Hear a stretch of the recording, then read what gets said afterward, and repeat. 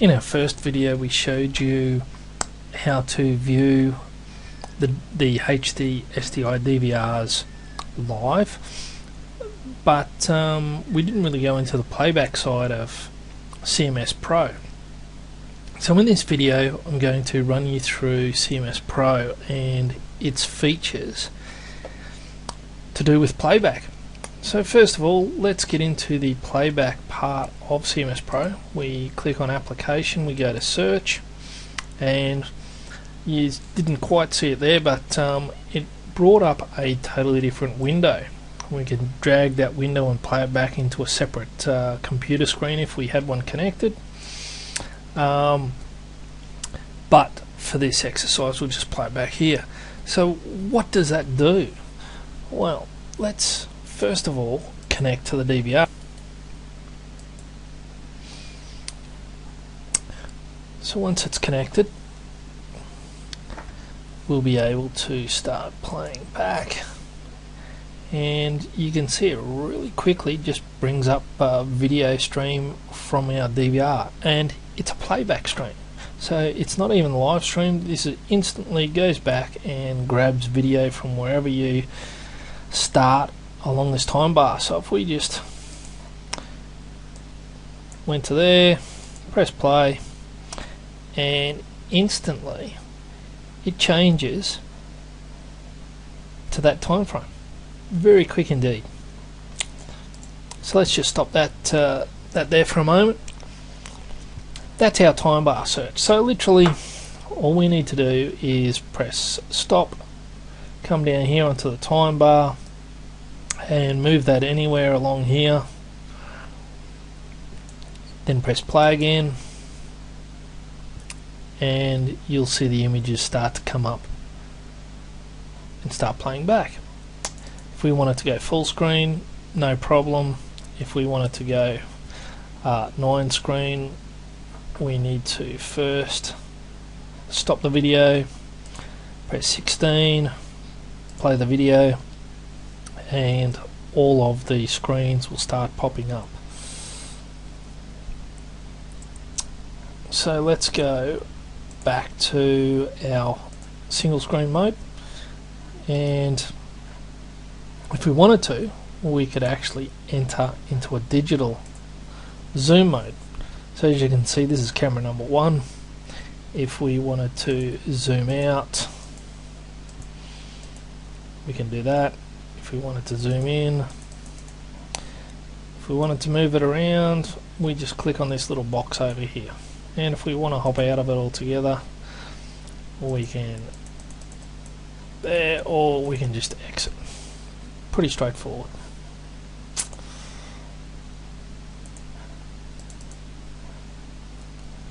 Now, let's say we had an incident, and if we go back to, let's say, around about here, we press play, you'll notice there was a truck there. But if we scrolled over here and we press play again, it's gone. So when did it go? Now that could be a bottle of whiskey in a liquor store. It could be a bag in a bag shop. Anything that you want to find when it went missing. So we can do that a couple of different ways.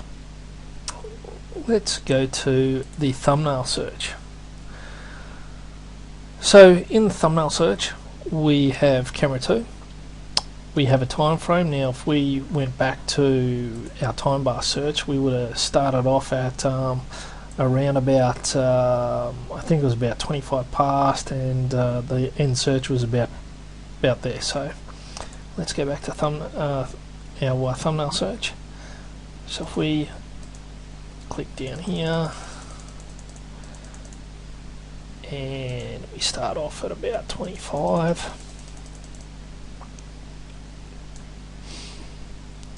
we finished up at about 50. Alright, so let's just do a quick search there. It picks up a duration time here, so if we click on there, you can change the duration which it picks up that thumbnail image, and we press search. Now what will happen is it just brings up those thumbnails 3 minutes apart, so 25 is where we started, 28, 3 minutes apart. How do we find out where that incident is? Well, you look at the thumbnail there, truck's gone. So if we click on that, it loads the video into this section here, but of course that's not very big. So if we wanted to see a little bit better of what's going on, we just drag that up there, drag it off the screen, whichever, onto the other screen, whichever we want to do. We can zip it back down if we wanted to, or bring it up, and then we wait for the incident to occur, because we know that we've only got to wait maximum of 3 minutes, and then the incident will happen. So it allows us to basically pinpoint when that incident is. So if we have a look here, it happens around about the 35-minute mark for memory. The guy gets into the truck starts up, and away we go. So very, very quickly we're able to pinpoint where that incident occurred. So let's close that for the moment and stop the video there. If we wanted to do that a slightly different way, we could go into our smart search feature. Now smart search is exactly that. If we bring this up, sorry, I'll go down, select camera number 2, we can pick up all this is motion area, motion sensitive area. So like on the DVR, we want to limit where that motion is, because we've got trees flashing around there. So obviously if the trees pick up the motion, the motion detection picks up those trees moving around, then that's going to give us a false trigger. So we can see that that's pretty clear. If a car goes past or anything, it's not going to set it off. So let's just set up that area there, really nice and easy. And we come down to search time. So we know that search time was, for this exercise, we'll just put it 30 seconds ahead before the event happened, and we can choose any time really afterward.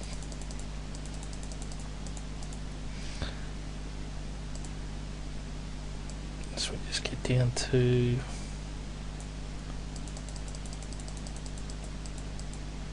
there. Okay, so let's see what happens. So as you can see here in this small window, again, if we want to go up and see a bigger view of it, every time the software picks up a motion event inside this window, it will then flag a small little window over here. So as you can see, it's picking up lots of motion events there. Truck drives off, and we're left up here with a motion event window. So let's just click that down there, stop the recording. We've found our incident, and there it is.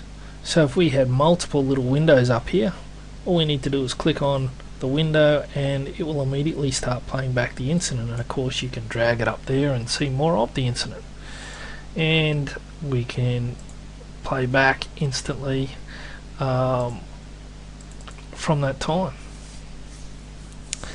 So that's really quite an effective thing, quite an effective feature.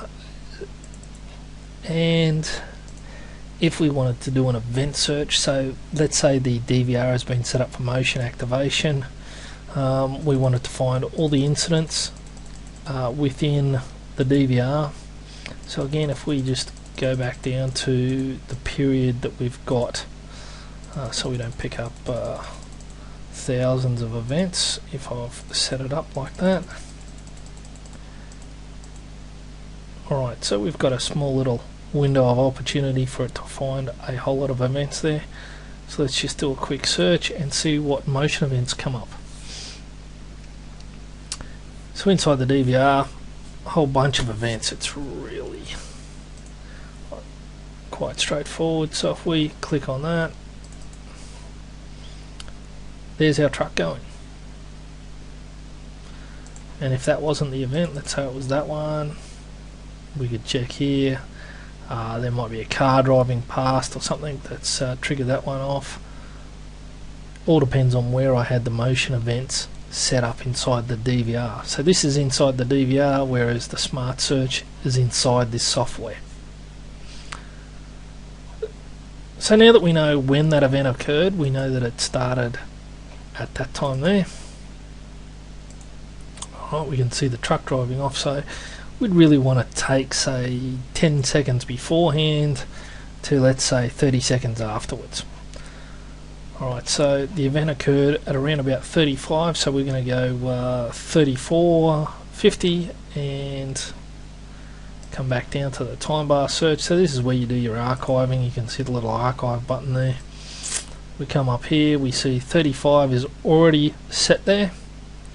We're just going to go down to 34, take that down to, say, 55, go up to 36, can leave that down there. That gives us 10 seconds before and a minute after. Pretty straightforward. Which camera? Okay, we better put in a name for it. So we come down here, we pick a nice place to put it, and we call it truck leaving. You notice there it says we make it as an executable file.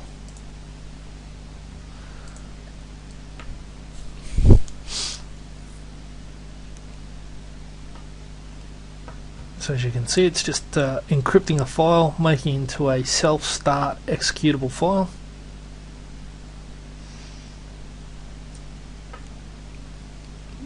It's an encrypted file, so if it was challenged in court, then there wouldn't be an issue.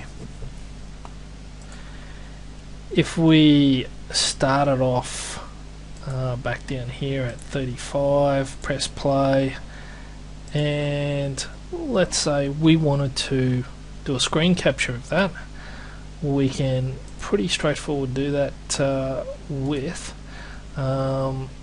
enter digital, zoom, press play,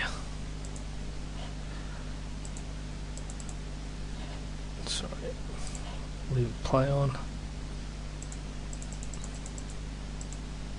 As you can see, that's full screen again.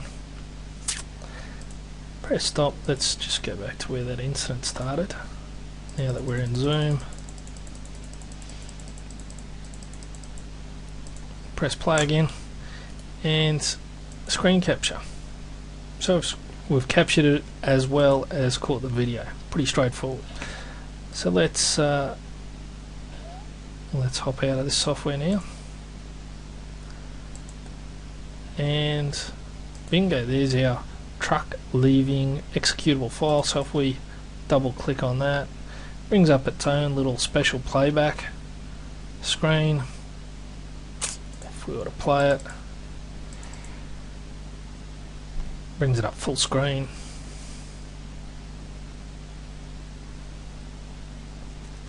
There's an encrypted video file in 1080p straight to your hard drive. I really don't think it gets easier than that.